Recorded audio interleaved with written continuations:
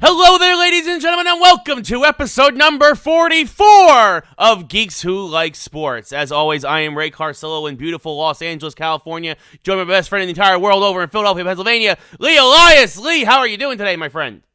Right, I'm doing good. I just got in from Colorado last night, flew in from Denver. I always love taking off from Denver because the ascent to 30,000 feet is very quick because you're already a few thousand feet in the air to begin with. Flew in last night, got back here, and the weather here is actually okay. It's actually snowing back in Colorado right now, so I think I dodged a bullet there. One of many. We'll get to that later in the show. I'm doing good. Buddy, how are you? I'm doing well as well. It's nice out here. It's in the low 70s all week, so I'm very happy about that. I think perfect temperature. I'm finally getting over what I've been sick with for like 2 months. That's good. Knock on wood. I mean, I said that a while ago, and then I relapsed for the third time. But we'll see what happens. Let's see. We got a packed show for you guys today. There's a lot to get to. We've got the Houston Astros continue to be terrible. The NBA All-Star Game. Lee mentioned we're going to talk about the Stadium Series in hockey. XFL Week 2. We got the reveal of Robert Pattinson's Batsuit. It's not final, but at least we saw a short video, a screen test. It was the first teaser trailer of that type. Yeah, go ahead. Yes, Sonic the Hedgehog debuted this weekend. But first, we're going to get into the DICE Awards. Now, for those of you who don't know, the DICE Awards are basically the Oscars of video games, right? The Jeff Keighley Game Awards are basically... They were. Well, yeah. The Jeff Keighley Awards are basically kind of like the Golden Globes, right? Those are voted on by the press. The DICE Awards are voted on by the Video Game Academy, basically. The Academy of Interactive Arts and Sciences, all those members. So it's other devs. It's peer-based. So it's industry voting on the games of the year. And for the most part, I will say this, for the most part, pretty standard, pretty well-expected fare. Outer Worlds got RPG of the year. You had Control, had great sound and art design. You had, a lot of Mortal Kombat won Fighting Game of the Year. So a lot of expected, big wins. Congratulations to those people, well deserved.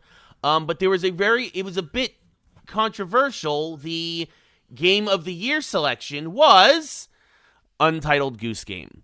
Untitled Goose Game. Just so you know, for those of you who don't follow gaming, that is the actual title of the game. Ray, if I may, to summarize the game, you are a goose and you are a dick. That's it.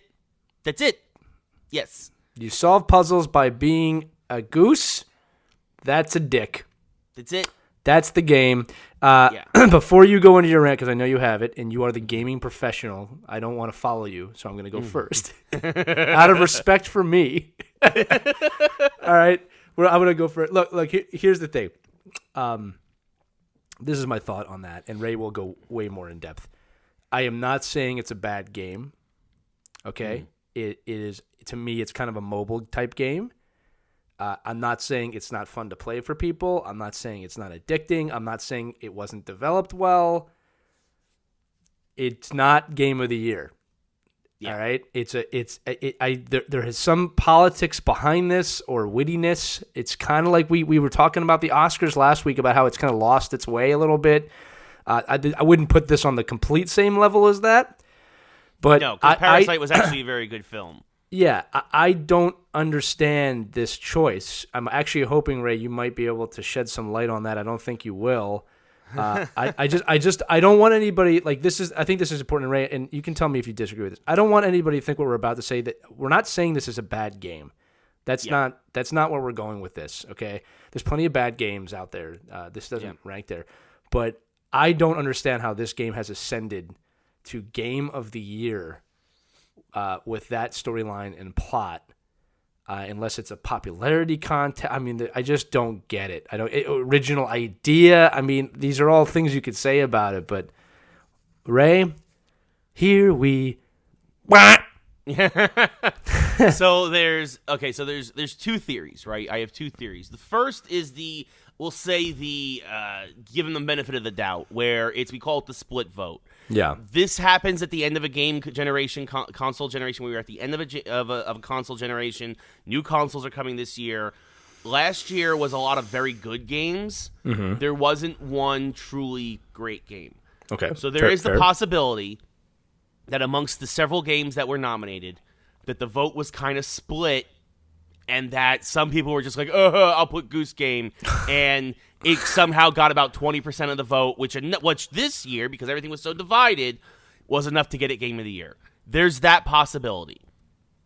Then comes my what I think is the truth. Sorry, I just love the way you build that one up. Yeah. Then it comes what I think is the truth. You want the truth, Ray? You can't handle the truth. And I think, honestly, the games industry can't handle the truth. Did you vote for this Game of the Year? You goddamn right I did. So, video games, and a lot of media, entertainment media in general, is a power fantasy, right? Like, it's a chance to escape. It's a chance to immerse yourself in a new world, whether it's books, comic books, movies, or video games. And I think that, and we've actually talked about this in a way, is that the society as a whole has gotten soft.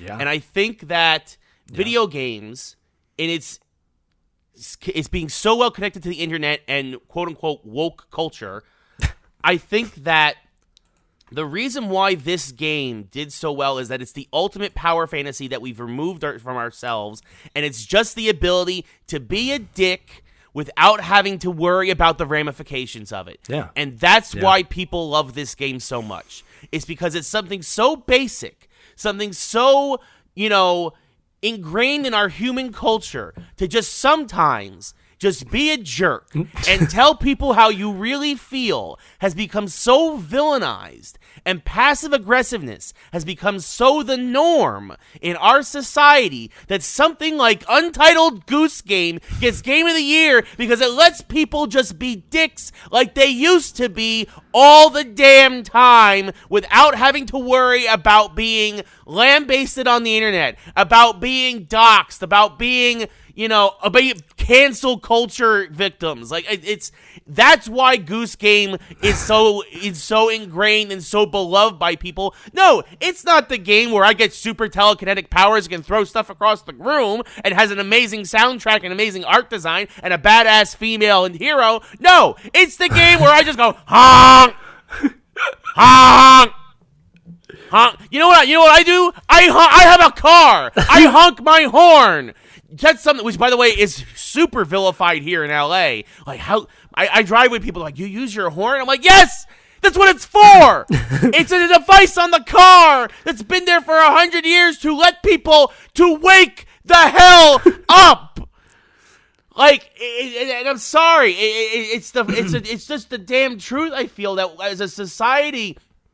And this is why I didn't like this game, because I was talking to my friends when this happened. I am my part of my people in my writers group, because we talked about how every game you immerse yourself, right? You want to be in it. Same thing with writing. A movie. There's a character that is there for the audience to be their point of view, right? There's specifically that point of view. And they're like, Ray, the reason why you don't like this game is because you don't have any power fantasy when it comes to this game, because you are already the goose. And I'm like, you're right, I am the goose. I don't pull my punches. I tell people all the time what I feel, so I don't have to do this passive-aggressive BS. I am constantly honking. I don't need a game to do this. And again, like Lee said, look, it is not a broken game. It is not a terrible game. It's a fine puzzle game, right? Like, it's a fine stealth puzzle game. It's actually Ray, played far worse. It's the Dice Game of the Year, Ray. Ray, I'm gonna be honest with you. You actually gave kind of a good reason that it was voted in. That was actually a really fair description, what you said about the escapism of it and how culture is nowadays. Look, it's an interesting choice.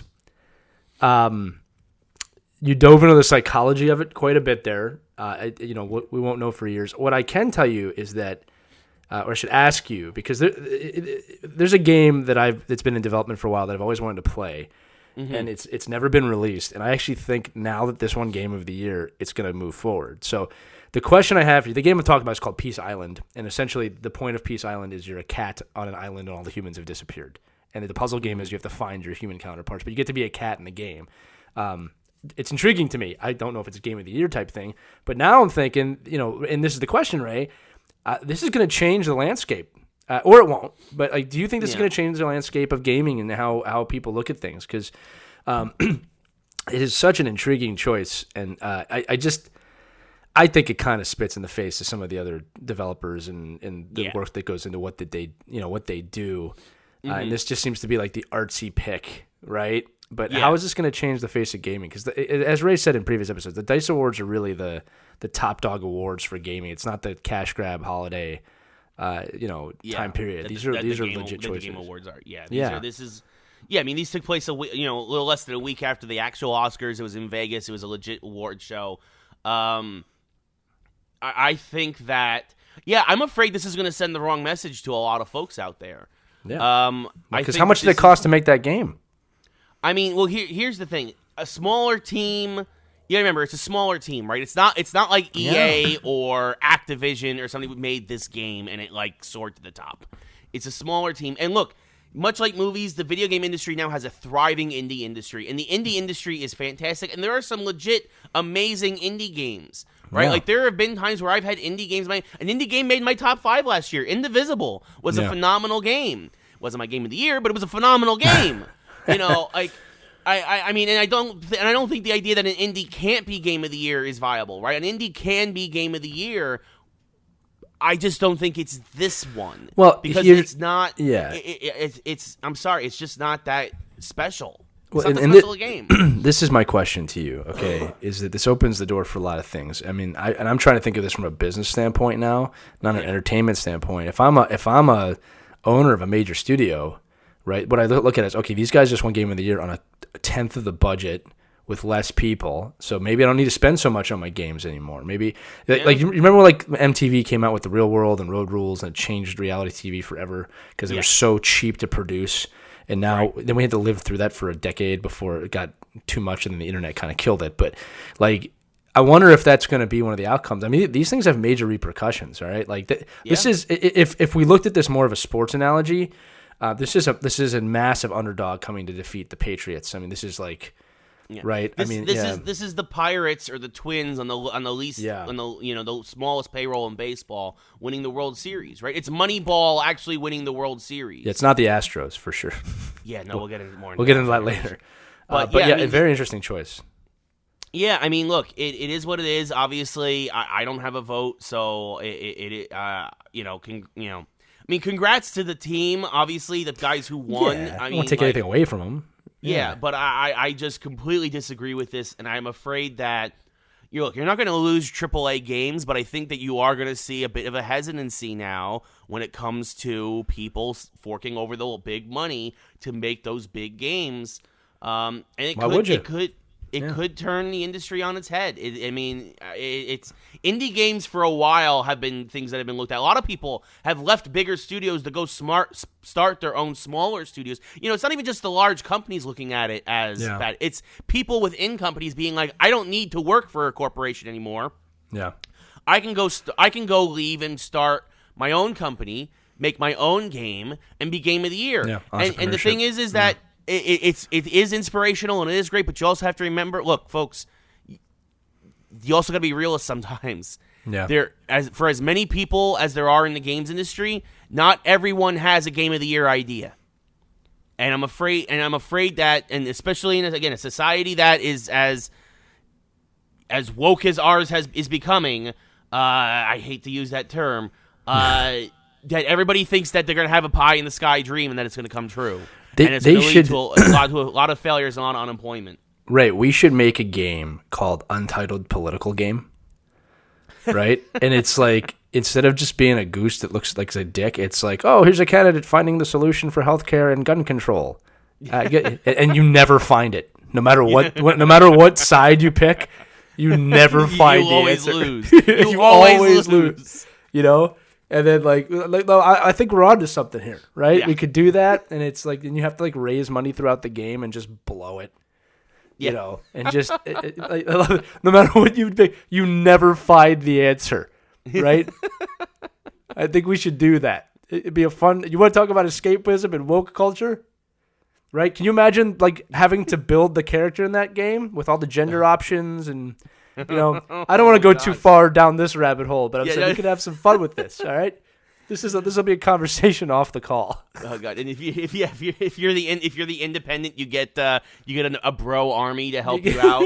If you're the there's a lot of things you could do here. You know, or if you're the Republican, you get like a terrorist group to help you. Or you have to choose. Like do you want to be the billionaire Biff Tannen? Do you want to be the old balding guy that has some older ideas? I mean, I'm not insinuating anybody, of course. All right, do you want to be, a former military officer that's trying? Yeah, there's so many options. Anyway, I'm going to try to escape out of this real quick. Yeah, we're gonna transition. We're gonna transition a little bit out of this. Make sure if you're listening, let us know what you think about Untitled Goose Game being Game of the Year. Take a look around. How do you feel about that? Comment below. I thought the biggest dick move that Goose Game did, though, was it stole my $20 and convinced me it was worth buying. That's the biggest dick move the Goose made. Well, did you buy it before or after it was Game of the Year? Oh, before. Okay, fair enough. Yeah, I mean, because sometimes, right? I admit, even I fall victim to the hype. Right? It was a game that had so much hype on the internet, and then I realized, oh, I forgot. Everybody on the internet's an idiot. Well, it's not a bad game though. No, it's not a bad. It's not a bad game. It's not. But the thing is that it was not worth $20. That's B, fair. It's a mobile game, dude. It's a mobile game. It really is. It would have been. I would have been happier paying half that. Yeah. And for what I got out of it, and again, maybe just because I tell people how I feel, I just did not see the appeal. For the game. Look, I'm thinking about this too. Like I've seen some Apple Arcade games. And they're very similar. I mean, this is gonna I'm gonna tell you, this will open the door. There's gonna be a lot of changes based on this decision. Yeah. Especially if it winning Game of the Year sells a few million more, downloads of it. Yeah. It's just a shock. It's a shock. And again, I think the reason why Ray and I are being a little pessimistic about it is because, especially Ray knows how much goes into some of these other games. Not that a lot went into this game. It's just I don't know. It's tough to make a comparison here. It's like. Someone wrote a punk song with 3 notes and it won Song of the Year when someone made a Bach or Beethoven, song and it didn't win. That's the only thing I can think of right now. Yeah, it's just it was the indie artsy choice, and I think it kind of also shows a bit about sometimes how folks are out of touch with their audience. I think. I mean, I think that's also the reason why, like, sometimes, I hate. I'm not the biggest fan of EA or Activision or any of those companies, right? I'm the last person to talk about defend big corporations, but at the same time, sometimes they know better what you'll like than what you do because of all the research and all the things you have done. In 10 seconds, why don't you tell who votes on these things? So this is every developer, everybody who's part of the Academy. So every developer, every artist, every sound guy, every programmer, everybody who's part of the Academy in video games gets a chance to vote. So you're talking thousands of people who across EA, Activision, Microsoft, Sony, Rockstar, right? Like all these people who have memberships in the Academy get a chance to vote. So I mean, again, this is part of the reason why I believe my first theory that it is possible that it was a split vote. Yeah, there was a split vote. There was, and I'll admit this, there wasn't a great, amazing, breathtaking, blow me away game this year, like a Grand Theft Auto or a God of War or something like that. I personally picked Control. I think that's the closest that we got to that blow. But for some folks, it was a little too weird, and I totally get it. For me, it was just enough weird. And again, that's a difference of opinions and taste and everything. But to me, Goose Game just didn't have. It's Untitled Goose Game. Untitled Goose Game did not have the depth. It did not have the mechanics. It did not have. It did not have what you expect from a Game of the Year candidate. Even never mind a winner. So I was very surprised. And again, I'm not here to tear apart PC culture here. That's not what we're here for. Even though, but.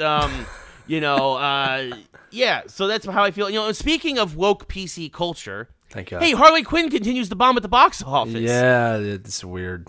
It bombs, and what's not bombing right now? Sonic! It's Sonic the Hedgehog! #1 movie in America right now, probably in the world. $70 million. Sonic made in one weekend what Harley Quinn has made in 2. Yeah, it's amazing. It's amazing. First off, because I know this is gonna be kind of a dual conversation here about this, and Ray has seen it, and I have to say this right at the top of the segment. My wife took my kids to see it without me. Whoa! I was away, and she took the kids to see it without me. Probably didn't think twice about it, meaning like not thinking I want to see that. I haven't seen it yet. My son has. Okay, so does he love it? So does Logan love Logan loved it. They loved it. Of yeah. course. So I'm so happy just for right him. off the bat, it sounds like they made the correct decision and probably the best worst marketing move of all time by redesigning him. Turned out to become a really, really, really good thing that they did that. Yes, I've I also feel heard really bad Jim Carrey for was the company unbelievable. that went out of business. By the way, to redesign Sonic. No, maybe they'll be back in business now after this. But yeah, I heard Jim Carrey really was amazing in it. Just real quick on Harley Quinn, they changed the name of the film. So originally the name of the film was Birds of Prey, The Emancipation of Harley Quinn, something, something, something. Yeah, the Fantabulous Emancipation. Stupid name to begin with. Horrible. Should have just been called Harley Quinn from the beginning. Yeah, now it's called Harley Quinn Birds of Prey. And also, I think this is also a thing. This is, and I know this a little bit. This is DC internally trying to shove Harley Quinn down everyone's throats. Yeah, and they're doing it not just in film either, by the way. Well, that's the thing. And as good as a character as Harley Quinn is, sometimes when you try to force a character to be a thing, right? Like, because we get it. Harley's had she's got this new thing. She's the strong female character now in the DC universe. She broke away from the abusive relationship that she had with the Joker and all that other stuff. Sometimes big corporations, and this is when the big corporations are bad, when you try to force a thing to be a thing, people will revolt and people will back away. You can't just force people to like something. People loved Harley because she was a natural, organic thing that started from nothing. She was a throwaway character in Batman the Animated Series. Yeah. And now you're trying to give her this, like, human growth hormone of marketing and trying to, like, just push her as hard as possible. Which, by the way, an Astros player got found for steroids yesterday, by the way. That's another thing. We'll get to that later. But you're trying to force this onto people in a way that makes suddenly a very appealing and interesting character now suddenly not. Yeah. And I think that DC, again, talk about another company, and this is a large corporation now that has no idea what its audience wants or what its audience likes. And it's why Joker the Joker movie, which they hated internally, made $1 billion. And Harley Quinn...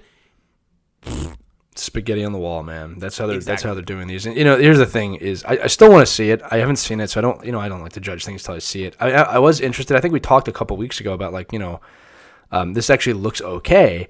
But, when you take a step back, here's the deal.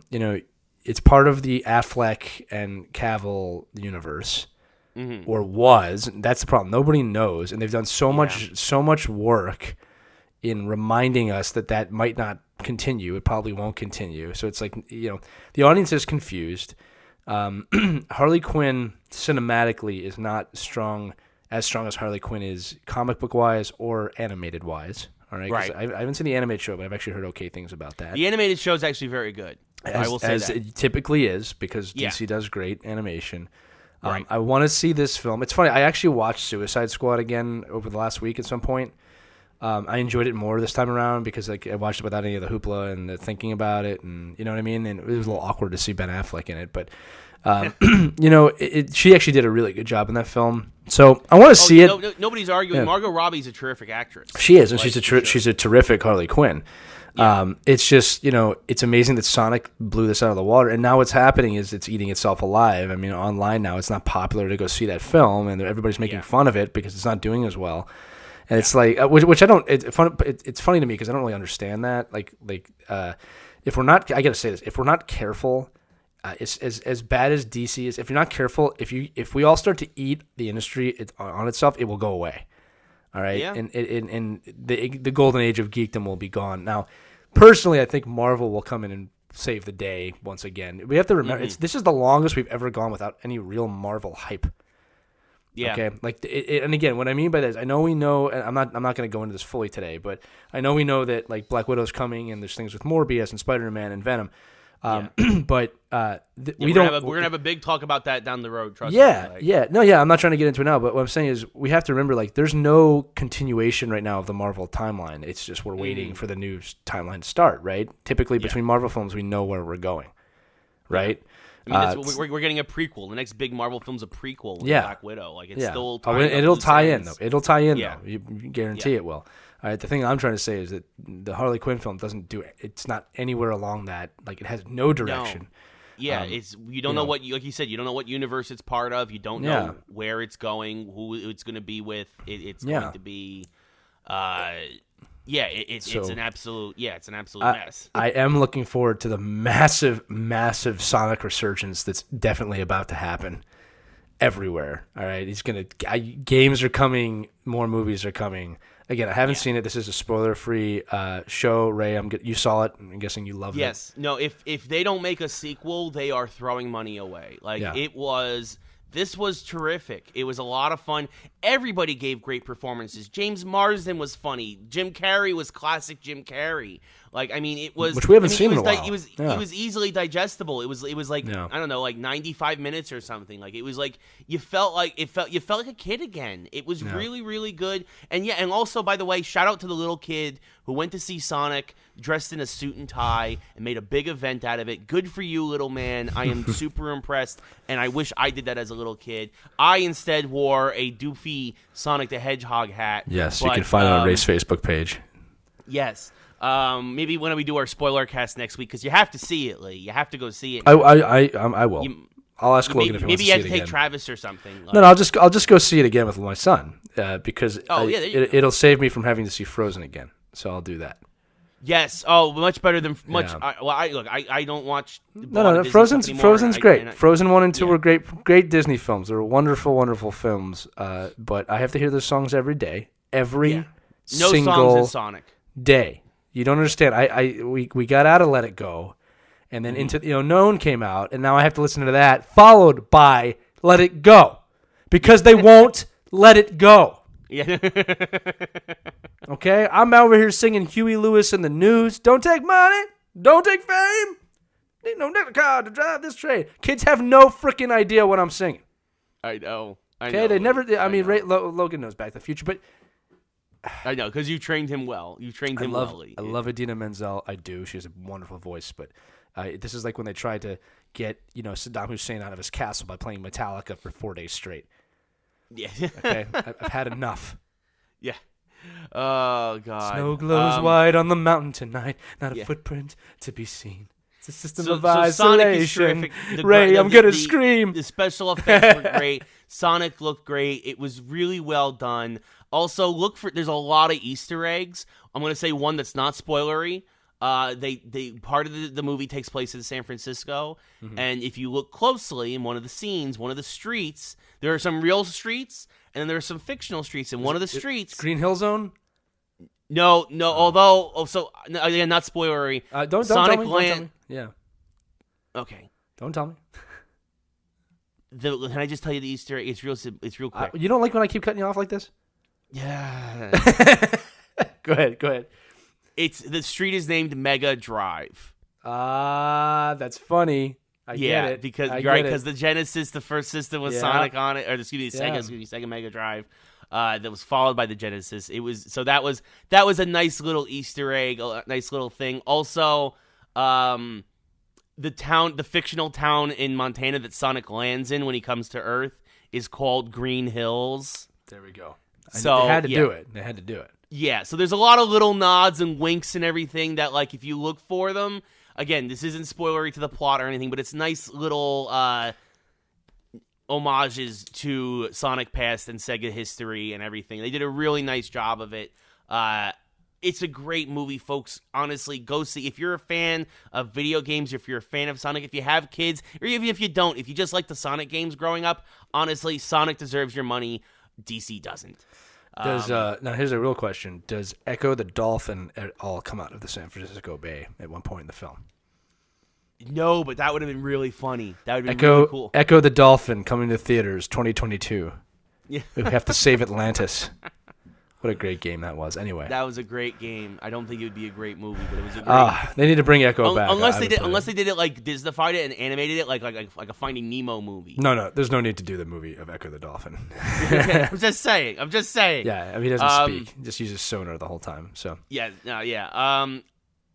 moving on, other big geek news this week. Our last geek news of the thing. We mentioned, we're talking about DC. We got a screen test of the Robert Pattinson Batsuit. And Lee, as usual, I have a lot to say. So I'll let you go first, buddy. Yeah, well, I appreciate you thinking about me like that. Here's the thing. I actually don't have much to say about it. I don't like to put a lot of time into dissecting. This is me. I'm not saying you are a much bigger Batman person than me. Batman is Star Wars to Ray. Okay, what Star Wars is to me, Batman is to Ray. Ray is. I mean, he's wearing a Batman shirt right now, I believe. Yes. All right. Yes. So Batman. Yes. I try not to put too much energy into dissecting a 10-second video of him turning around. I'll tell you this: I thought he did all right with the scowl in terms of his face kind of works in the suit for me. Yes. Okay, that's one of the things that I think people were concerned about for whatever reason. Yeah. The suit doesn't look like any Batsuit I've seen comic film. It looked very techy to be. It was weird looking. But I'm not making any judgment because I have no idea what this film's about. And, like, every time we get a Batman, we get this just something, oh, that's off. That doesn't look right. Oh, my God. You know, I mean, in fact, here's one for you. Affleck's Batsuit got the best reception of any of them. Think about that for a minute. All right? Because it was actually well done. It was actually correct. But no, his suit was great. It was the Dark Knight suit. Yeah, it was great. So, with that said, Ray, what did you think of the Batsuit? Oh, I thought it was terrible. Yeah, I know you did. I really didn't like it at all. It's got a weird mix of old school and new school. The collar looks weird.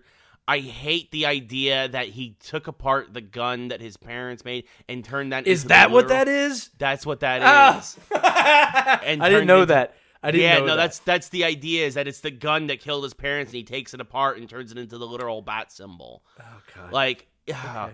Look, first off, this was done before. It was done a year ago by Kevin Smith in Detective Comics 1000, but in a smart way where Batman melts it down into a piece and turns it into a piece of plate armor and inserts that under the bat suit. The idea that it's under the bat symbol that's supposed to be a target for Batman, for bad guys to shoot at so that it literally hits him. That was well done. This is taking a good idea and again, cinematically making it bad. This is not good. I like it's a good idea, horribly implemented by DC Cinematics. It would be like if Luke Skywalker got his lightsaber and just threw it over his shoulder or something like that. You know what I mean? Those things need to be treated with more respect. Exactly. I didn't know that, Ray. I didn't know that was a gun that killed his parents. Yes, that's great. We'll get another origin story. Great. Yeah, it's just like, why? Why are you doing this to us again? Hey, here's one for you. How cool would it be if this movie started and it was just continuing the 1989 Batman storyline? Right? Can you imagine? That's why there's so many villains in this one already? Yeah. I listen, this is my hope. Riddler, Penguin, Catwoman, are you kidding me? Have we learned nothing in 30 years? No. This is the thing is, they do the origin story again. It's overdone. I don't want to see that. Just make a good. I got nothing to say about this movie yet. It's not looking good. No, don't say that. Just don't judge it yet. Let's judge it when it comes out. Don't do that because it could be great, man. Like I said, it could be. I remember what they said about Ledger. I remember what they said about Joaquin Phoenix. I know. I was very much a Ledger detractor, and I ate crow, and I was happy to eat crow. Yeah. And I'll be happy to eat crow here. Don't get me wrong. I am happy to be wrong about this. But right now, this looks dumb. I'm always going to say this, too, about the actor. It is never the actor that is the problem with Batman. It is the script. Yes. All right? Batman is not a hard role to play. You are a monotoned grizzly bear. Yes. Okay? It's not hard. It's what are you saying and what are you saying? You get the best example is Christian Bale in Batman Begins. Very little dialogue. Extremely good film. The more dialogue they gave him, the worse it got. Yes. Okay? Not that those movies were bad, but Michael Keaton, very little dialogue. It was very good Bruce Wayne, but as Batman, very little dialogue. Yes. Very good movie, okay? The Batman 3, they gave him more dialogue. Okay movie. Batman 4, they gave him too much dialogue. Horrendous movie. Yeah. Okay? Not to mention everything else that was wrong with that. But Like this is one of those things. It's always the writing. That's why I don't freak out when they be like, "Oh, this guy's playing this person. This guy's playing that person." Yeah. You know what I mean? Like it's the script that kills it. Yeah. So Yeah. I'm hopeful. I want something good to come out. Actually, you know what? I'm not hopeful. I'm saying that I hope that it's good. That's what I'm trying to say. Yeah. No, of course Right? I hope that it's good. Yeah. I just don't get everything. I just continue to lose faith more and more each day. Yeah. Well, we'll see. We got some time. We don't. Do we know what is this its own universe? Is that ever been confirmed? Do we know? We don't know. That's the other thing. Interesting. Again, DC has messed up their cinematic universe so bad that nobody knows if this is the Joker verse, if it's his own thing, what's going on. It's just an absolute mess. And again, and honestly, I know you said it before that you're afraid the industry eats itself. Honestly, I think DC should go away for like 5 years and kind of just hit the reset There's too button. much money. There's too much money. I mean, no, well, I know, but what the they're thing gonna do, is Ray, is they're gonna make a sequel to Joker. That's what they're gonna do, and they're gonna ruin that too. And they're gonna ruin that too. And that's because that's what Warner Brothers and DC does, is that they just ruin everything. Yeah, I'm so tired of that. It really is upsetting. But look, like again, it's beggars can't be choosers. And again, we got to remember too that like it's a weird time because Marvel just is not around right now, like in the sense that it typically is. So Sonic the Hedgehog wins. Harley Quinn and her title loses. Yes. All right. Yes, thank God for Sonic. So go see Sonic, folks. It was actually it was can really we, a breath of fresh air. Can we briefly just tap on that again of how dangerously close that movie was to being really bad? And like I remember it was a risk when they made it because I didn't think Sonic was a strong enough character anymore. Yeah. But like whoever made the super gutsy decision to reanimate that character, all right, it really deserves a lot of credit today. Because that was a gutsy move, okay, to say, you know what, we're going to change everything we made about this movie because it would have bombed the other way. Yeah, people would have torn it apart. It's something as simple as that. Yeah, I mean, and now globally, it made $70 million domestic. It made another $30 million globally. I'm not sure if it's in every market, but still $100 million opening weekend. It's amazing. And one thing everyone should do, I actually did this without seeing the movie. It's very easy to forget now what the original animation looked like. Yeah. Because like when you look at the Sonic now, like, oh, it looked kind of like that. It didn't. Go back and look. It didn't look anything like it does now. It was really bad looking. Yeah. So congratulations to them. And James Marden finally in a movie that I can tell you without seeing it that he's not like the Cyclops or the Pushaway character. Yeah. Right. He is a Rocky and Bullwinkle. He made it. Yeah. Finally. And I'm looking forward to seeing it and to seeing how it ties into the gaming universe of Sonic. Yeah, you'll enjoy it. So that's our geek section for today. A little longer than expected, but we got a lot of sports stuff to get to. Yeah. So let's get to it. Speaking of wanting to finally get something good on our return on our investment, the XFL. This was a better week than the first week. It was for me. Well, yeah.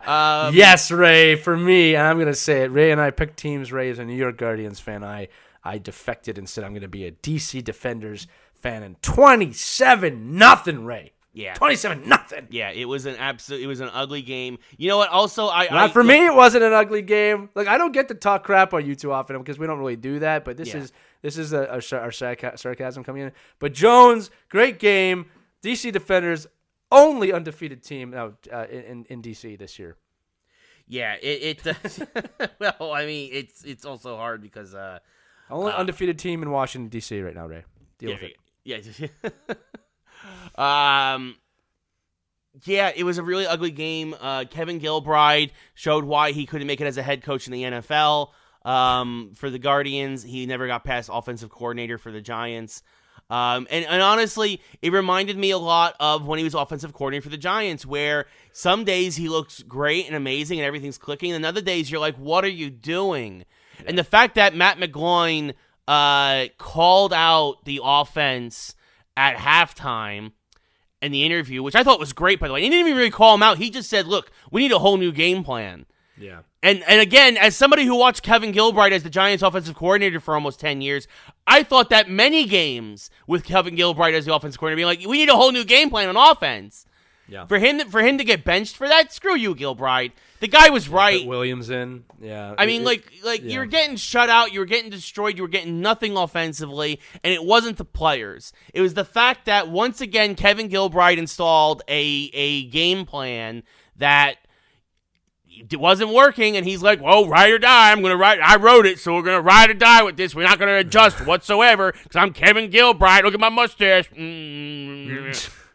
Like, oh yeah, my God. no, I'm with you. Look, as a coach, there's some things I think stay in the locker room or do that. You have to do it publicly. But it's the XFL. Yeah, I was thinking about that too. And this is what I'll tell you is that the problem is this drives a wedge in the team, and it could be catastrophic, or it could turn it around. You won't know until next week. But the defenders look for real. I was actually very impressed with the way they played the game. Some actually really good plays in the game. This is the difference between this and the original XFL. XFL original, really, after the week one was like, okay, this isn't that good. Yeah. This is good. I mean, these were fun games to watch. It wasn't just this game. Seattle beat Tampa Bay. Of course, the big news is not in the DC game. It's actually in the St. Louis game, Ray, if you wanted to do that.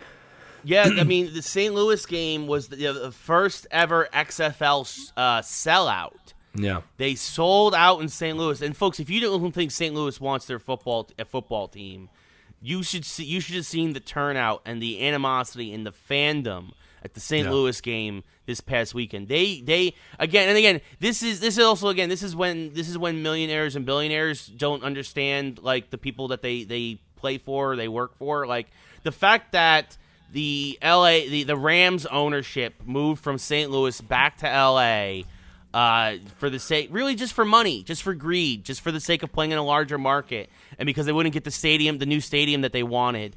I mean, it left a gaping hole in St. Louis sports. That fan base, they wanted to support that team. They loved that team. It was messed up, man. And to pull out like that, I mean, look, and I get it. The Rams were originally from LA, right? Like, I get it. Like, this happens. It's the same thing with the Colts moving from Baltimore to Indianapolis, and then that's why. And then the Browns move. This happens in the NFL, and it's heartbreaking.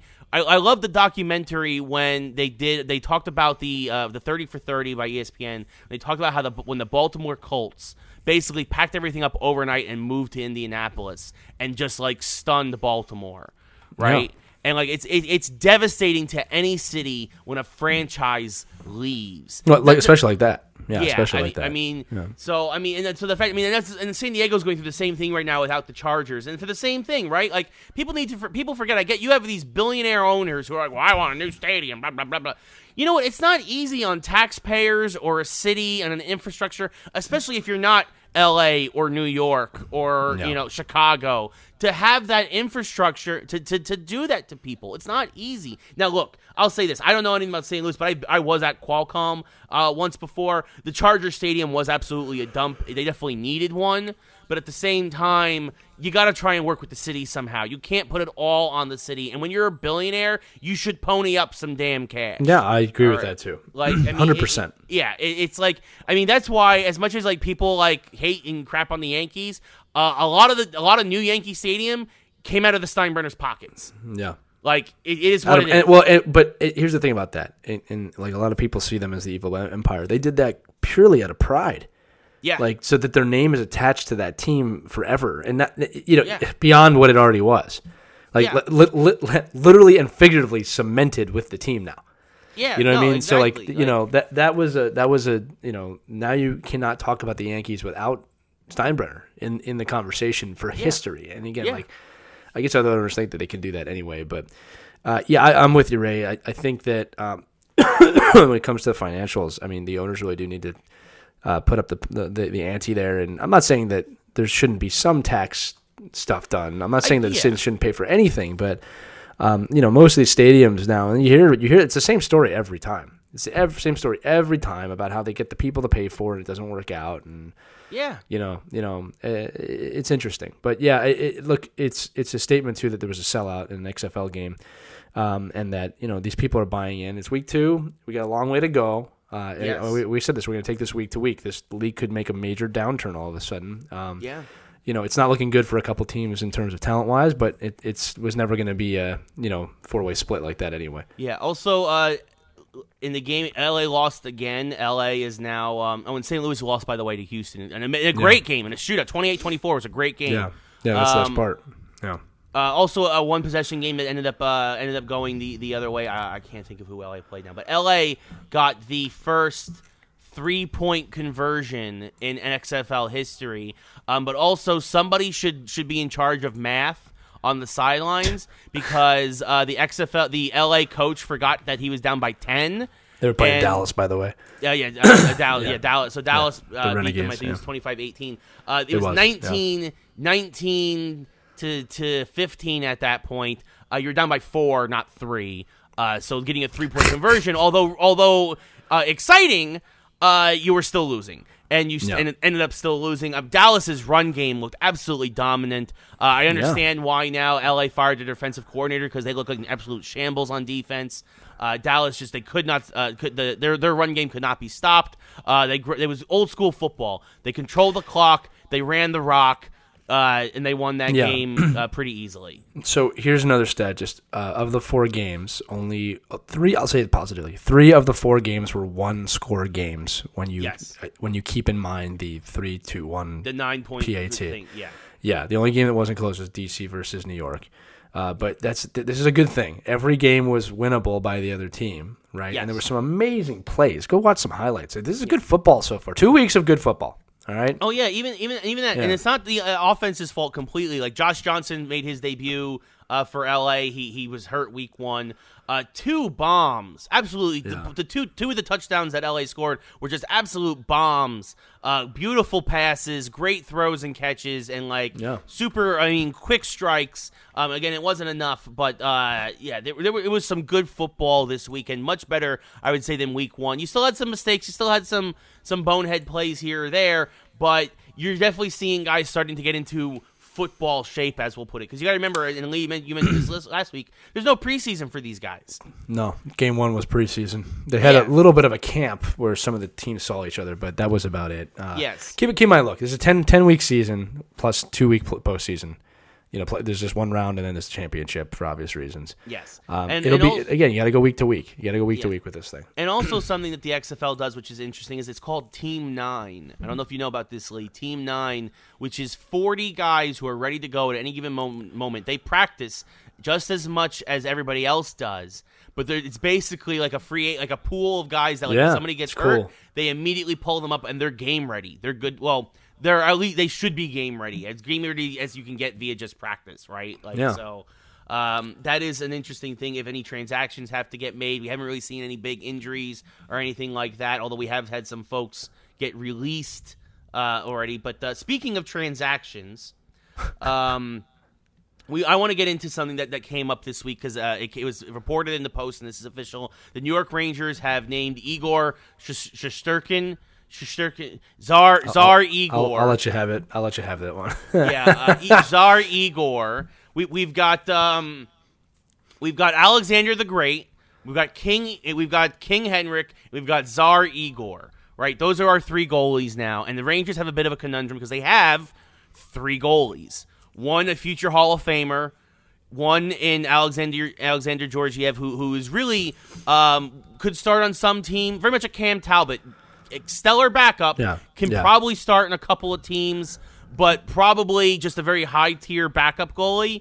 And then Igor Shesterkin, who is the highly touted Russian prospect, who is 6-1 in his first 7 games in the NHL. Absolutely been stellar so far. Tweaked his ankle, so Alexander Georgiev has been getting the starts recently. And he went 2-1 in his past 3 games for the Rangers. Again, very very competent backup goalie. Lee, yes, this very much screams to me an Eddie Jacquemin scenario where, much like when you had John Davidson waiting in the wings to take over for Rangers goaltending in the 70s, and in that case, the Rangers just flat out waived Jacquemin and he ended up going to the Red Wings. I think the Rangers need to find a way to either to somehow get Henrik onto another team, possibly a cup contender with a trade, even if they have to retain a certain amount of his salary.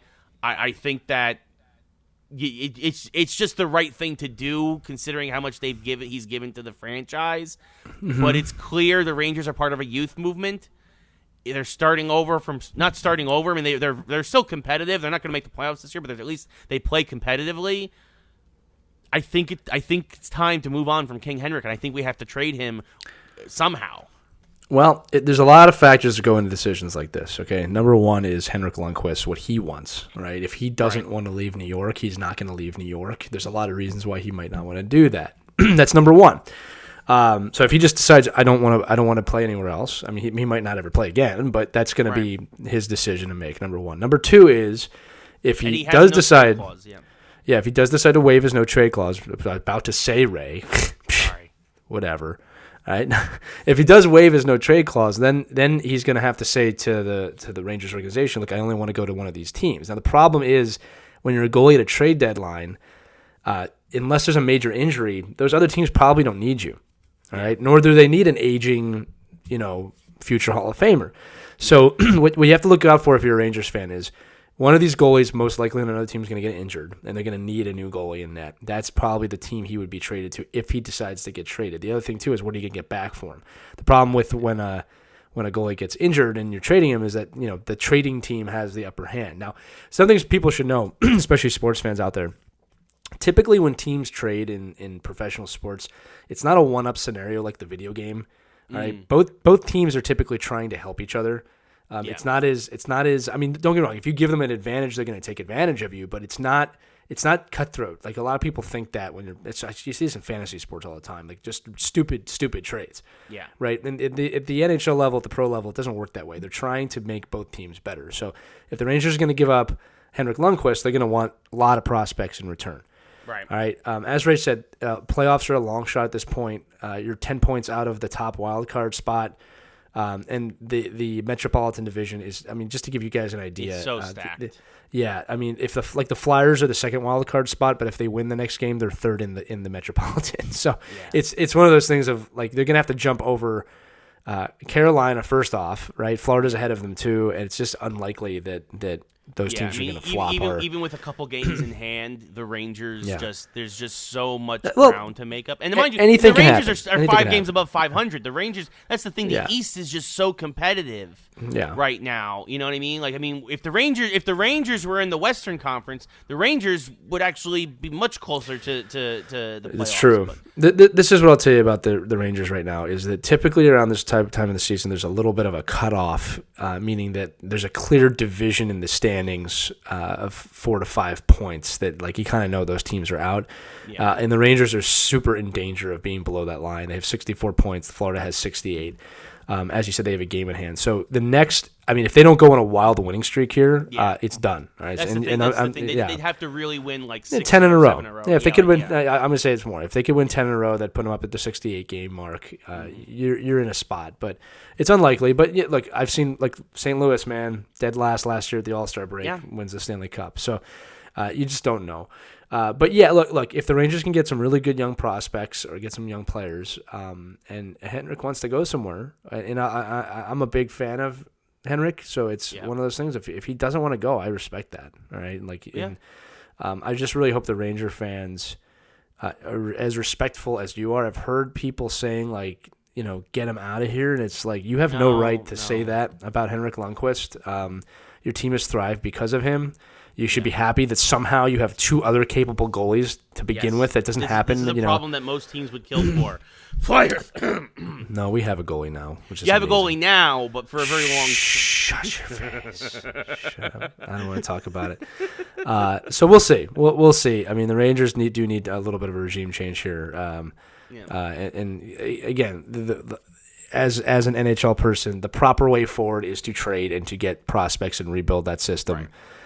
Because you're not far off from being a power again. I mean, if Anteri Panarin, that's a really big piece of the puzzle there. Yeah. You have your goaltenders. You just need to rebuild that team. And a lot of young guys, Andy Fox on defense, D'Angelo, Brady Sky. So there are pieces there. I think we're like you said, we need another goal scorer or two. Yeah. I would say. I think the other big thing you need depth. We need some depth, and we need and experience. Right? There's a lot of young guys. A lot of guys are having their rookie season right now. Experience will also help. These guys will grow and get better, hopefully. Here's the other thing too. They're not going to trade Henrik in the East. Yeah. So it's tough to tell. I mean, I'm looking at the West right now. I mean, St. Louis is not getting rid of Binnington. Right. Dallas and Colorado. Oh, okay. So Colorado. Now here's an interesting. That's the team they might go to depending on how injured Grubauer is. So Grubauer actually got injured at the Stadium Series game I was at. Yep. And there's no diagnosis on how long he's going to be out. So if he's out, look to Henrik Lundqvist to become a Colorado Avalanche. I'm calling it now.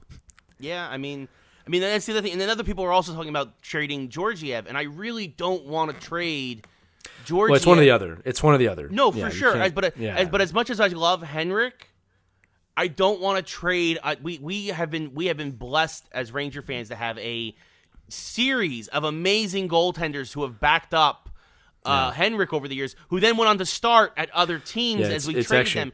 But now is the time not to trade the young backup goalie. We're gonna need our young backup goalie to back up our other young starting goalie. Again, right. A lot of this just comes out to how things play out. I mean, right. Because you can send him down to the minors for a little bit. There's a lot of things that can happen here. Like again, there has to be a need for Lundqvist. He's not just gonna go anywhere. Right. All right. So there has to be a team that needs him, and then they have to be willing to give the Rangers something. Again, if Grubauer is really as hurt as it looks, like you can see Colorado's one of those teams. Yeah. Yeah. I mean, right? I think he's not going to Edmonton. Like, there's no way. Knowing Lundqvist, he would never go to Edmonton.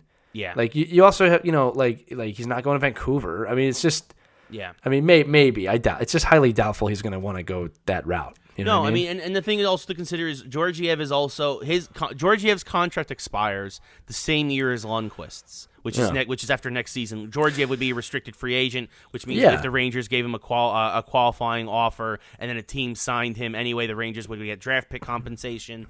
But it's I mean, that's the thing to consider too. I mean, in trading, it's just I don't want to give up our young goalies. Here's another thing to consider. It's like we have to remember, like, how old he is. Like, is Henrik Lundqvist the guy you need? Like, so for example, like, it's a good fit in Colorado because he's a very capable goaltender. But if I'm Minnesota or Winnipeg and I'm on the cusp, I don't know if he's the guy I want. Winnipeg doesn't need him. First of all, they got Hellebuck who's playing unbelievable. Yeah. All right, so this is one of those things of like it's got to be the right scenario. He might not want to leave New York. If he goes to another team, I'm sure he's going to want some of his brothers from Sweden to be there. I'm serious. He's not going to want to just go. All right, so but I bet you right now, Colorado's on the phone with the Rangers right now as we're speaking, looking at things and considering things. I mean, and in the East, Washington doesn't need a goalie. Pittsburgh doesn't need a goalie. The Islanders don't need a goalie. Boston doesn't need a goalie. Tampa Bay doesn't need a goalie. Toronto needs a lot of stuff, but they don't need a goalie. Columbus and Philadelphia are not going to be getting a goalie. All right, Carolina probably doesn't need a goalie. And Florida's Florida. Yeah, no, exactly. I mean, and that's just the other teams that need goalies are so far out of the playoffs that it doesn't matter. Like he's not going to New Jersey. That's not going to happen. No, that'll never happen. I would not want to deal with Devils fans if that did happen. We got him. We got the king. We got him. Shut up. I told you all. I know you listen to this show. I told you when Brodeur retired that would be it, and it has been it. You ridiculed me for years when I lived up there, people of New Jersey, and I told you the day would come when Brodeur would leave and your team would go to the bottom, and you're there. Enjoy it. That's the only vindictiveness I've ever had in sports. Okay, you know what's funny, right? Is for those of you listening, you might know Travis. Travis works with me. He's 10 years younger than me. And it's funny because I grew up hating the Devils. Even though I'm affiliated with the Devils in many ways now, which is hilarious.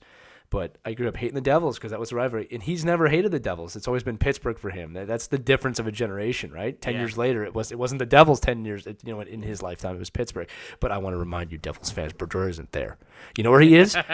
He's in an Enterprise rent-a-car commercial. That's where he is. Okay? Yeah. He's not on your team anymore. And you guys are you are third from last in the East with Ottawa on your tail. Enjoy it. So, Lee, you were at the stadium. I know you listen to this show. I'm going to keep going. I know you listen to this show. And you always want to get me off my rocker. I got you. The Devils, the bottom.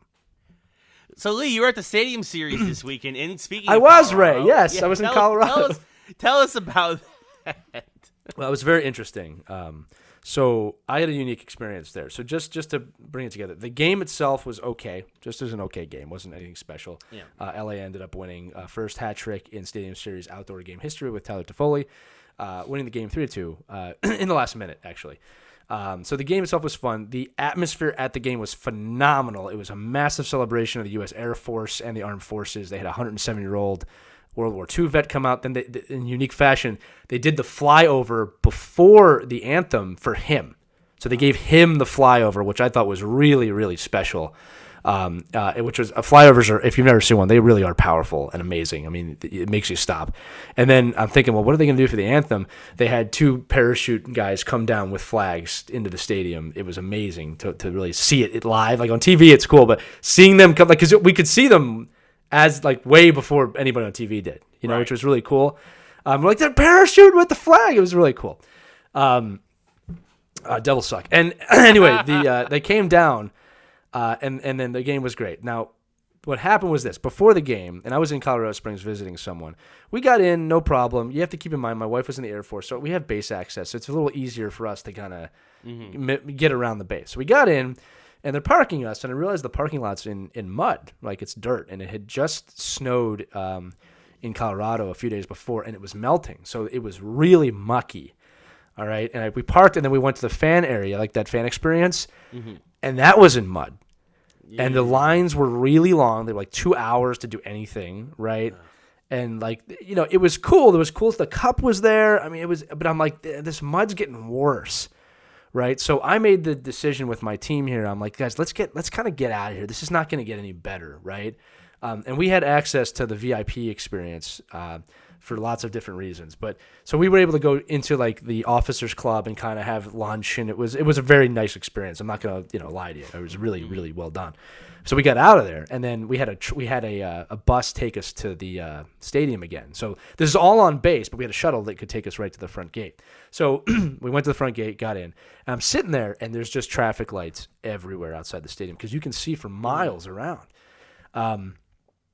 Those traffic lights didn't dim till the second period was over, right? So people were still coming in towards the end of the second. Like, that's how bad. Now, what we found out was most of the Avalanche fans live in Denver, which is about an hour north of Colorado Springs. Right. And because of the snow, there was massive damage to the major highway coming down to Colorado Springs. So a 1 hour ride turned into 4.5 hours in massive traffic.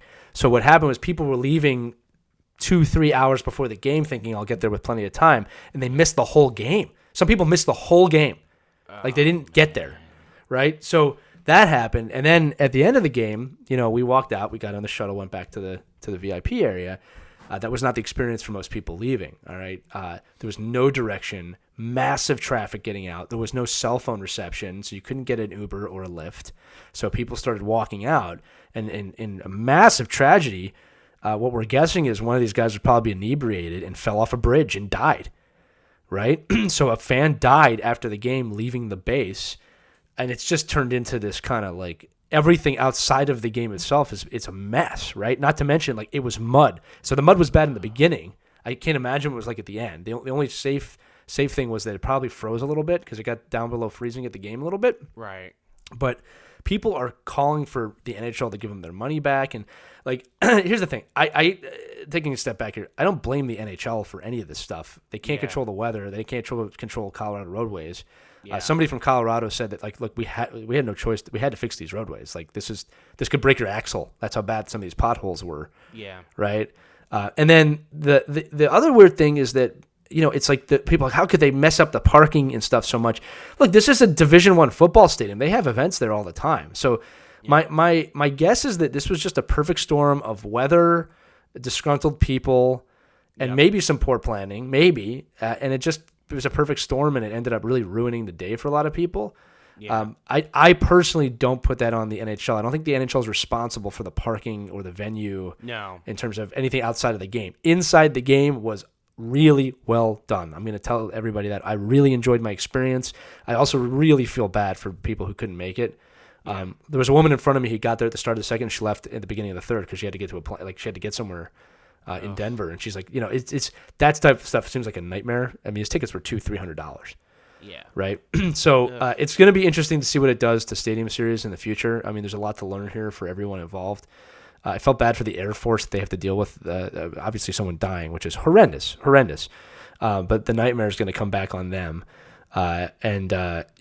It'll be interesting to see where they go from here, or like the NHL is doing is kind of pushing, hey, the game's over. Take a look at the next game coming up. Like that's kind of what they're doing right now. Yeah. But I enjoyed myself, but I'll be honest with you, Ray, I might have been one of like 10 people that got out of that area with just no problem. It was not a problem. Yeah, that sounds like a nightmare. Not to get back into politics again, but like this is infrastructure.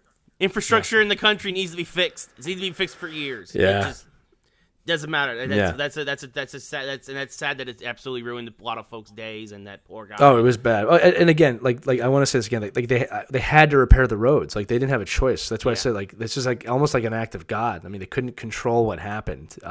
But at the same time, I mean, people could have left early. They could have left. I don't know. I just happened to be in probably the perfect situation to get there and get out because of our base access. We could go out the back gate.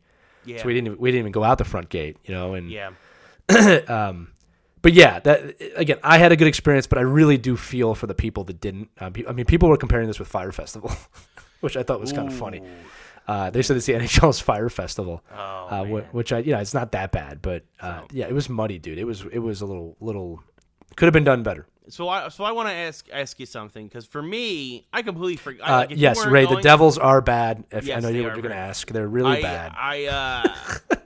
I completely even forgot that after the New Year's game, like obviously I know the New Year's game is always the Winter Classic. Yeah, but I just don't care about the Stadium Series anymore. Yeah, no. Has the gimmick worn off? And I'll tell you why. Okay, it's a great question. I actually get that question a lot, and I think you have to take a step back and look at it from the point of view of why they do these things. They're not doing Stadium Series to get viewership. They're doing it for the people in the community. So the Winter Classic is very much the national outdoor game, and it's marketed that way. And even if you look at it, the game on the field, it's very much about the NHL. Right. These games are very much about, this game was about Colorado and the Air Force, right? It was a local thing. It sold out, right? It's revenue for the team. I don't think, and here's the thing, no one didn't watch the game because it was a Stadium Series game, right? You know what I'm trying to say? No Avalanche fan didn't watch the game. You weren't going to watch the game regardless, right? Right. You know what I mean? So, but I bet you there are people that did watch it because it was a Stadium Series game. But I don't think these games are as much about broadcast as they are about celebrating hockey in the area. Mm-hmm. All right, and you got to think about it. It's a massive event. It's very special in the sense it's hockey outside. It's unique, right? And you can pack in a crowd that's 2, 3, sometimes 4 times larger, sometimes 5 if you think about Michigan, than a natural hockey crowd, right? So like the way I look at it is how many fans were born that day.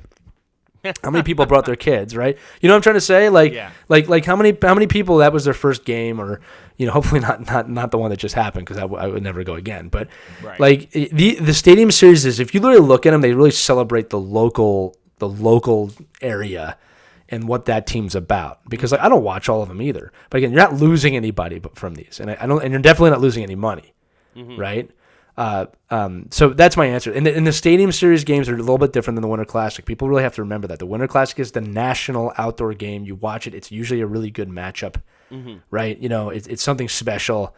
And again, from a business standpoint, they're not losing anything by doing these. They sell out every time. When they stop selling out, they'll stop doing them. Yeah. I can't imagine the revenue they must make on these things. I mean, again, like when they did it at the Big House in Detroit and they had 100,000 people, how much money is that? Oh, that's ridiculous. You know what I mean? You said $200 a pop. Yeah, and they did it. They sold that game out. It was over 100,000, most watched hockey game in person of all time. Yeah. So that's my answer to you. I hope that makes sense. Yeah, no, for sure it does. Definitely. I appreciate the explanation. Speaking of other celebrations this weekend, NBA All-Star Game was also this weekend. Yes. Aaron Gordon of the Orlando Magic was robbed again in the dunk contest. Yes, he was. It's controversy over that too. It's now some controversy. People are now saying Dwayne Wade rigged it. Some people are saying that why are celebrities judging this when they don't know the first thing about slam dunks? Like, why aren't former champions and former players judging this? The commentators were Shaq and everybody was why what does Chadwick Boseman? What does Black Panther know about slam dunks? What does Kevin Hart know about slam dunks? He's 5'4". Ray, they're in touch. Yeah, well, they were so in touch that they cost the guy who should have won the competition. Yeah, the competition. Well, he just jumped really high. It wasn't a big deal. He jumped over a dude who was 7'5". It wasn't that big of a deal. I'm trying to give you the perspective. He just jumped over a guy. They should have kept going. They should have kept going, and it should have just it's as good a weekend as it was a bit of a black eye for the NBA because it was the dude who should have won because it shouldn't have gone to that. The thing is, it shouldn't have gone to that deep in the overtime to begin with. It was double overtime to begin with. Yeah. And that's the thing is that you start running out of ideas, and it was still damn impressive for him to pull the 7'5" guy out of the crowd and to jump will clear him and dunk it. Like just. So here's the thing we got before you get into the actual game. Okay, there are only 2 professional sport all-star skill challenges that are as big as the game in terms of, I don't mean the all-star game, I mean as big as the game, right? Yeah. And those 2 things are the home run derby, all right?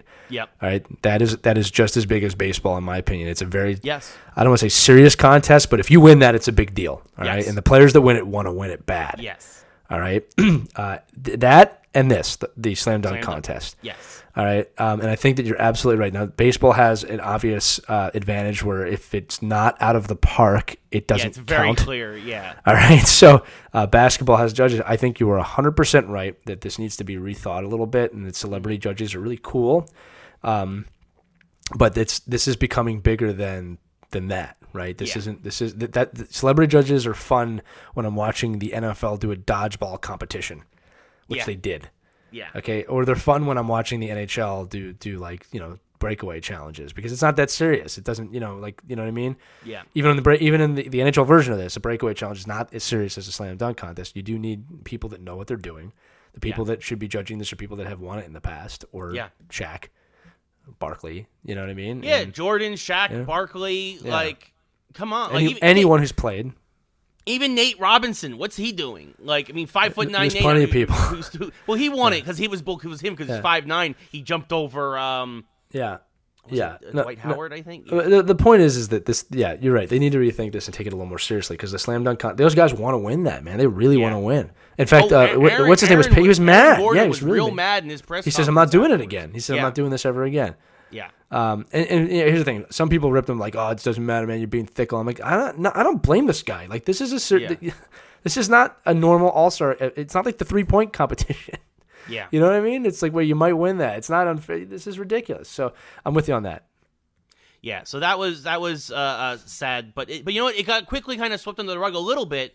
Because the NBA All-Star Game itself, they tried something new. Now, the first 3 quarters was the usual garbage basketball, where it's just like everybody gets, free reign, dunks, alley-oops. It's a skills show. It's whatever.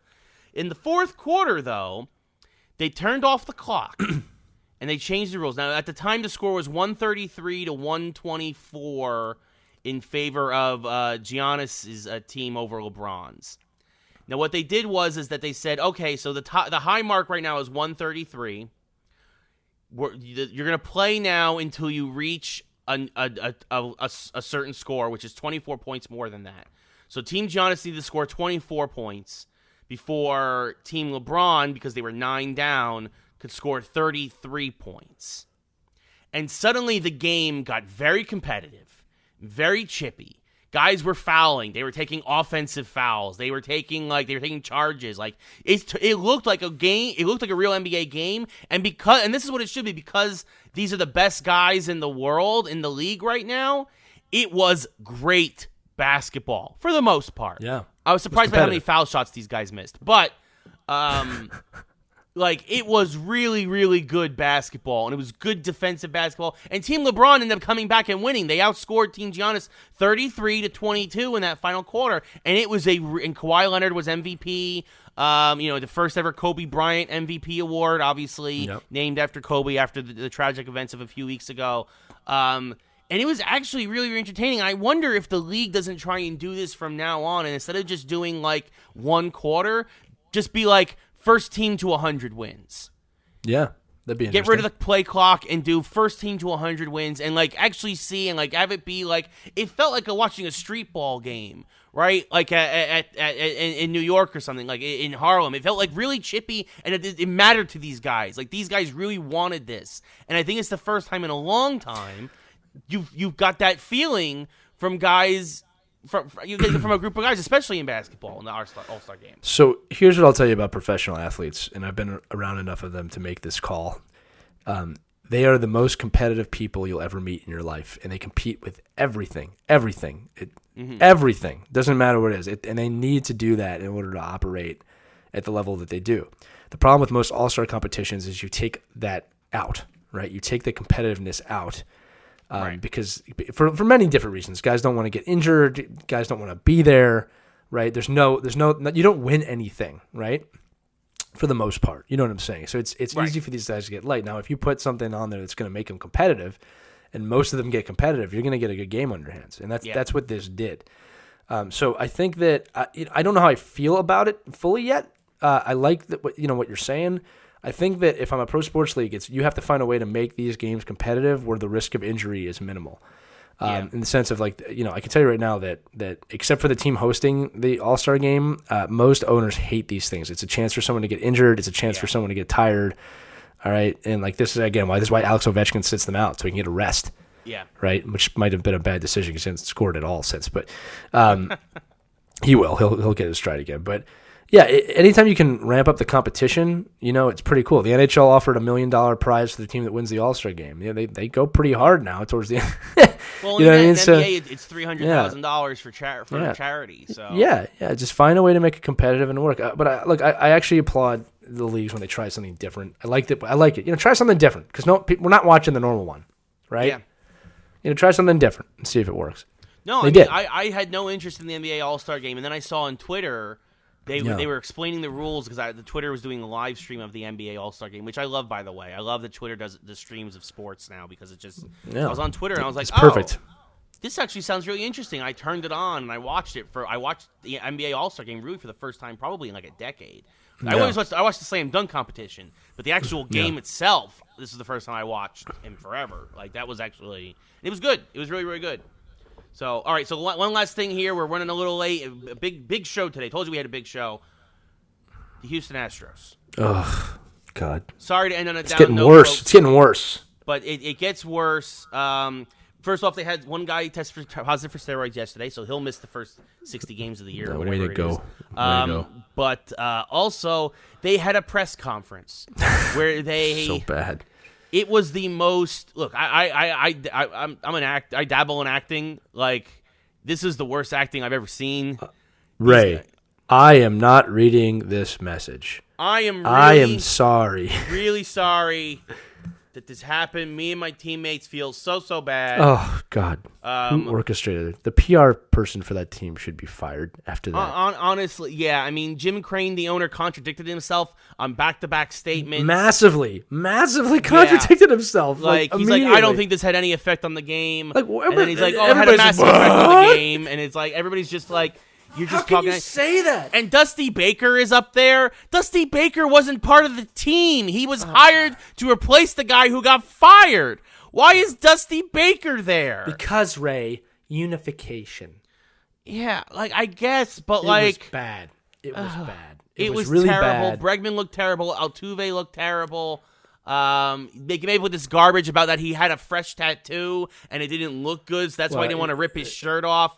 Look, I'm sorry, but I'm so happy to hear guys like Justin Turner, Cody Bellinger, Mike Trout, CC Sabathia, all the other baseball players are coming out, calling them out, calling Rob Manfred out. Look, at the end of the day, look, the team has been penalized. They had to pay, I think it was a $3 million fine, and they had to give up their first 2 draft picks for the next 2 years. I do want to say that just for some context here, that is the max fine that the MLB can do. That should be said. Rules, yes, that is the maximum fine. Rules, so whatever that is, whatever that's worth. Apparently, it's worth $3 million, but whatever that's worth. I'm sorry. The fact that the individual players are not being punished. You know what this press conference was? This was a bunch of people rubbing their dogs' face in their own urine to teach them that it's bad. That's what this was. They were getting away. They are getting away with it, and they're rubbing our faces in it. Okay, Look, this is ridiculous. The fact that Altuve and Bregman and Correa and Springer, and that these guys aren't kicked out of baseball at least for a year, if not indefinitely, is absolute garbage. So the explanation from MLB about the punishment was that they determined that the blame doesn't lie on the players; it lies on the organization and the decision makers behind the scandal. That's and that these guys are not to blame. That's horse. Yeah, more than that is what the MLB is saying. Now it's a complicated situation because anytime you talk about baseball, you got to talk about steroids. You got to talk about all these other things that were swept under the rug. I don't. Yeah, usually I'm pretty clear on these things. I don't know if I agree with that or not. I definitely don't agree with it. Something more needs to happen here. Now, here's the funny thing, Ray, is that, first off, the Altuve thing with the tattoo is stupid because it contradicts what he said before, that he didn't want to take a shirt off because his wife gets mad. I mean, you guys are guilty. It's obvious that you're guilty, all right? Doesn't matter how you were cheating. You cheated, period. This is OJ writing the book, If I Had Done It. Yeah. This is what this is. Okay. Right, and then they had the guts, and this was just dumb. They had the guts to go up there and say that, look, we're a good team. I don't think this is why we won. Which is like, even if you feel that way, shut up. Yeah. What are you saying that for? Dumb. This is time to show some friggin' humility. Here's the thing. And I don't know if this was going to happen regardless. The penance that this team is going to have to pay is every single away game this season, they're going to be ridiculed beyond belief. Yeah. And it's already started. I saw this and I thought it was hilarious. And they deserve this. Not every player on the team deserves this, but the organization deserves this, okay? There's already today at spring training, or yesterday, a Yankee fan, Ray, you'll like this. A Yankee fan's down there at spring training, and at batting practice has a trash can, and every pitch before the pitch, he's banging his trash can before every single pitch. And the Astros, they just have to take it. Yep. You can see them looking. They just have to take it. There's nothing that they can do about it. Yep. And the thing is that, there was a lot of talk about stripping them of the title. And I said before the reason why I don't agree with that. Yeah, the reason you can't do that is because, I mean, you're opening up Pandora's box of how many titles need to be stripped at that point. Yeah. All right. It goes all the way back to the 1900s. So you can't do that. Yeah. Okay. And it's I know Stephen A. Smith was is calling that for that. You also hurt the fan base at that point. Yeah, right. Well, you hurt Houston, and the thing is that you can't. It's not the fans' fault that they back a bunch of cheaters, right? They didn't know that was happening. Like it just takes the innocence out of the game again. I said this in a few episodes ago. Baseball's broken my heart many times in my life. Yeah. And the thing is that what it does is it mars professional sports, and this is why I've always said if you really want to see competitive sports, you should watch college or junior sports, because those kids are really playing for everything, or even minor league sports because they're still trying to make it. And this always taints professional sports. When I watch those sports, I want to think it's the best athletes competing, but when this always breaks it to the realm of, it's just entertainment and we're doing whatever we have to do to be entertaining. And it's not true. I refuse to allow sports to go to that depth, and the MLB really needs to think of something more than what they've done here. I mean, or here's the other thing too. Stephen A. Smith said something I really agreed with, right? Because he was going like, you can look at punishments all day, and there does need to be punishment. He says the trick here is, we need to learn from this. That's the real thing. If you don't change the game and learn from this, that's the real problem, right? So what I would love for the MLB to do is say something like, I hate, painful to say, but moving forward, right? If you're caught, this is what's going to happen. Any player or team, the team will be fined and the player will be kicked out of baseball. All right, then it puts it on the players to say like, well, look, they told me to put this on. Yeah. Right. Like, so I'm amazed at how lackluster this response has been. I mean, they're just hoping to sweep it under the rug till the season starts. It's not going to go away. You're going to hear about this all year. Yeah. The Astros are going to be ridiculed every away game they have this year. Yeah. Every game they need to hear it. Honestly, like, I mean, part of me wants to go to Houston home games and start yelling at them, Well, I think their fan base will support them, but I think they lost some fans too. I wouldn't be surprised. Oh, I know for a fact they lost some fans. Like, I know some people who are big Houston Astros fans. I mean, can you imagine that, Ray? can you imagine like finding out that like the 97, 98 Yankees cheated to win? Like it would destroy you.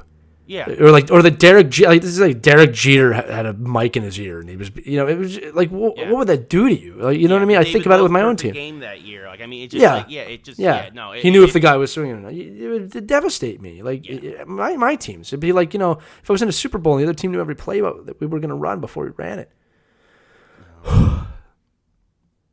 But such is life. I'm okay.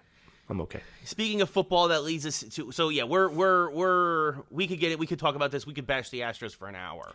Honestly. Screw the Astros this year, guys. I'm going to say it. All right, this year. Like, I'm not for all time. Not all time. Ballpark, let them have it this year. The hell out of them. I mean, especially Altuve and the guys involved in this. Yes, Altuve, Correa, Springer. Leave their rookies Bregman. alone. Those are the four big ones. Yeah, leave the rookies alone. Yeah. If it's a rookie, don't worry about it. But so that brings us, speaking of football, that brings us to our question of the week. St. Louis sold out XFL football game, first XFL sellout. The NFL is looking to move the Jacksonville Jaguars. They have 2 London home games next year. They're the first team to do that. It's clear that Jacksonville does not seem to be viable, at least to the NFL and its owners. And again, we just talked about how sad it is for a team to move out of its city. It really it's going to be very heartbreaking, but it looks like the NFL is doing everything it can to move Jacksonville somewhere. Yeah. Should Jacksonville move to St. Louis? That is our question of the week. Well, personally, Ray, I think New York could use another team. You don't have enough there. So that would be my first choice. The New York Jaguars, because there's so many Jaguars in New York. I mean, look, I'll tell you what, it certainly seems like there'd be a good fan base for it. The funny part would be if St. Louis is like, no, we've got our team. Yeah, we've got the X. F, yeah, L. yeah. I mean, look, St. Louis is a viable city. I'm trying to think where else you could look. Like, are there any the other thing, like that San Antonio, maybe. Like there's places out there. I mean, the NFL has also talked about moving a team internationally, moving a team to London, moving a team to Mexico City. Like Jacksonville would be the team to do that because of their owner. But I don't think that the NFL is going to do that yet. I think it's going to be a whole division when it happens.